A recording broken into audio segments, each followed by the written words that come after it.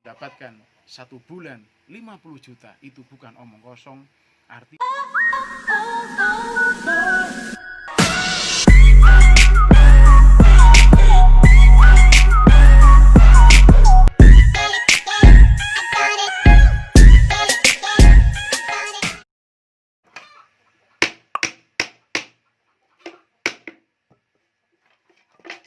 Don, Iya Pak, temenmu si Agus itu yang biasa kesini kemana, Leng?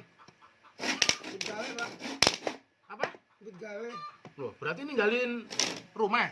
Oh Pak, Waduh. Lah si Farhan? Indomaret di sini Pak. Indomaret? Ah, Lah. Ini kan. Lah kuwi si Ahmad kuwi. Si Ahmad kuwi. Ahmad Mas baru Pak, merantau Pak. merantau juga. Oh, Tuh. Berarti teman-teman 3 serangkai semuanya udah ninggalin desa. iya. Wih. Kamu piye rencanamu? Sampai paling gitu. Keluar desa juga? Oh, Oh, jian utak urang tenan kuwi iki.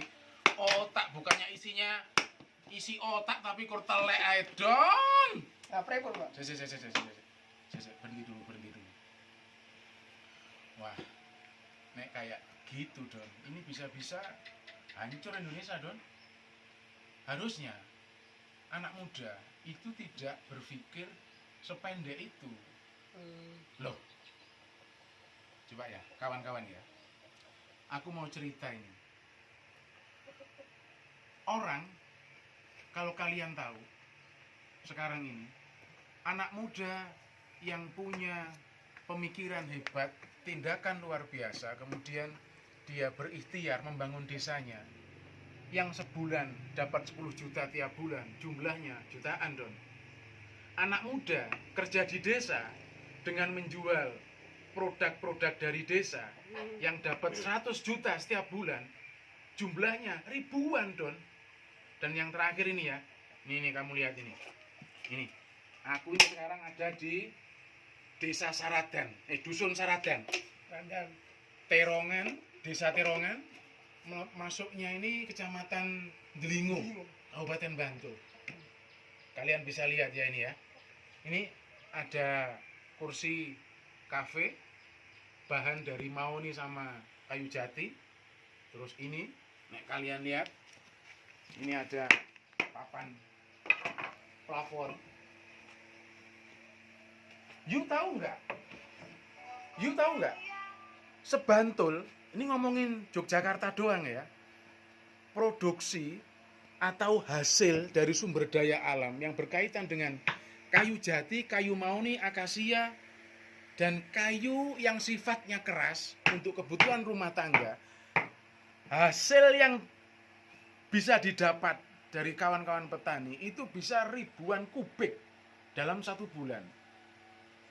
Tapi pasca panennya, anak-anak muda yang mampu mengolah kubikisasi kayu itu dalam variasi produk yang berbeda itu sangat minimal.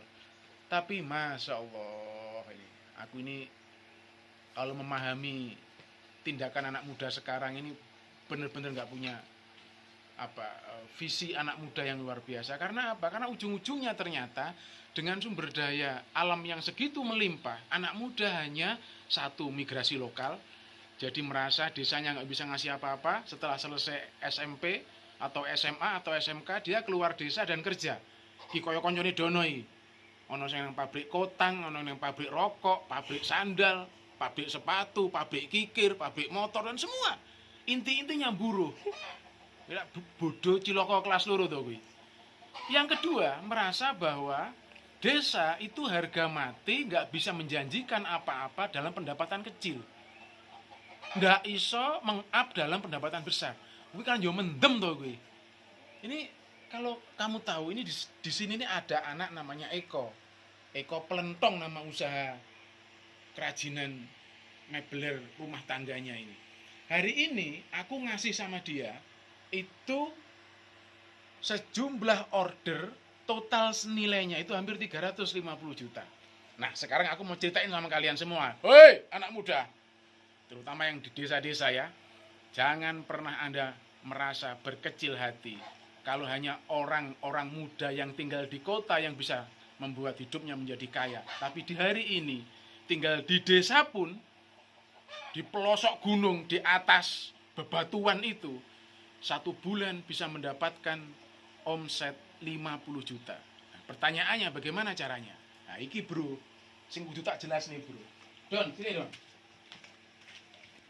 Ini, kalau kamu pengen mendapatkan 50 juta pertama dari desa, maka yang kamu kerjakan pertama adalah satu. Cari bisnis model yang tepat dan akurat sesuai dengan konteks potensi skill kamu, dan yang kedua potensi sumber daya alam yang ada. Nah kesimpulannya Don, di Terongan sini ini, di Bantul ini, di Delingo ini itu melimpah namanya kayu, produk kayu. Kayu jati. Ya. Nah kemudian Mas Eko itu, nah ini wongi kayu. Halo wongi. Mas Eko ini, iki lho wong iki, iki anak muda yang hibrida iki. Mas Eko ini kemudian merangkai kayu-kayu ini. Kayu-kayu ini itu pertama jadi lampu. Ini Mas Bro, ini lampu dinding ini. Ini dapat order ke Brunei 1.000 untuk bulan depan. Amin, Allahumma amin. Amin. Nah, terus yang kedua, dia dapat order pintu. Ini saya semua yang ngasih. Iya, Pak. Dari Bapak. Nih, ini kirim ke Brunei. Ini kirim ke Brunei. Kirim ke Brunei sebanyak 260 lembar pintu. Plus gawangannya. Ini gawangannya ini. Coba kalian lihat.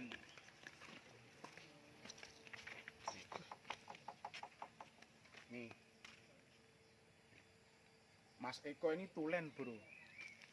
Umur anak muda, 18 sampai kurang dari 30 tahun. Ini anaknya umurnya masih 24 tahun.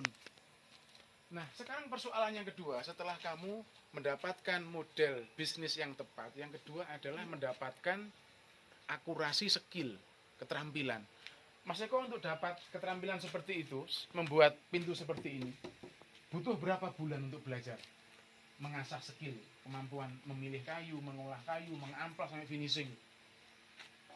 Berapa bulan, berapa tahun katakan? Sekitar 2 tahunan, Pak. 2 tahun. Sudah, Coba ya, bayangkan ya ini, kawan-kawan muda ya.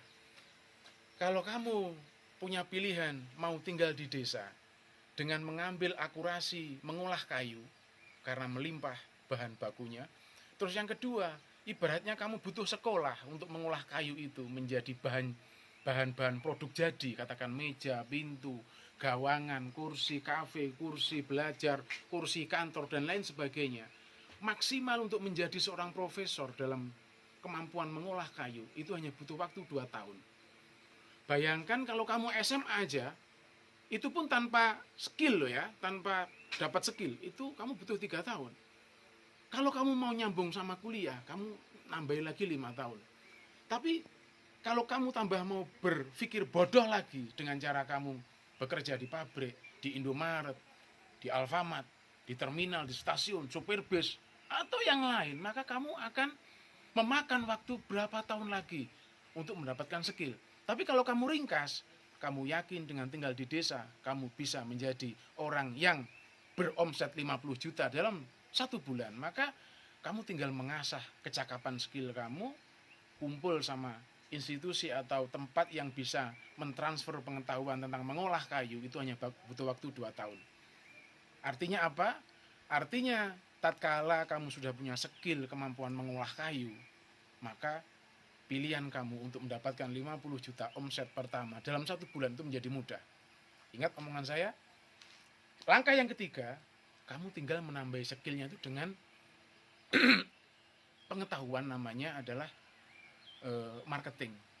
Marketing itu ada 2 jalan, online dan offline. Online, offline hanya 1 kuncinya, apa? Dipromosi. Yang kedua, kalau mau omsetnya lebih gila lagi, katakan nggak cukup cuma 50 juta tapi 100 juta, kamu tinggal nambahi dengan cara apa? Diskon. Yang ketiga apa? Besarkan pelanggan-pelanggan yang baru. Yang keempat apa? Yang keempat mulai belajar tentang tren tren produk yang mengnasional dan menginternasional. Nah, kunci yang keempat itu yang luar biasa. Artinya apa? Kalau kamu punya kemampuan untuk membuat web, membuat produk-produk menjadi visual-visual cakep, canggih, terus kemudian Anda internasionalkan dengan, katakan kalau Indonesia ngomongin Bukalapak, Tokopedia, Shopee dan sebagainya, kalau ngomongin internasional, ngomongin Alibaba, Amazon dan lain sebagainya, maka you untuk mendapatkan 1 bulan 50 juta itu bukan omong kosong. Artinya untuk sekarang ini anak-anak muda yang masih pengen migrasi lokal, meninggalkan desanya untuk mencari pekerjaan dan bahkan mencari pendapatan yang cuman di bawah 5 juta, menurut saya itu otaknya otak sesat, pikirannya sedang oplak. Matur nuwun, jangan lupa untuk like, komen, dan subscribe video ini. Salam perlawanan, salam perubahan, menggaji diri sendiri, menggaji orang lain, menggaji Indonesia. Kerja lagi Don, tarik, semongko, semangat sampai bongko.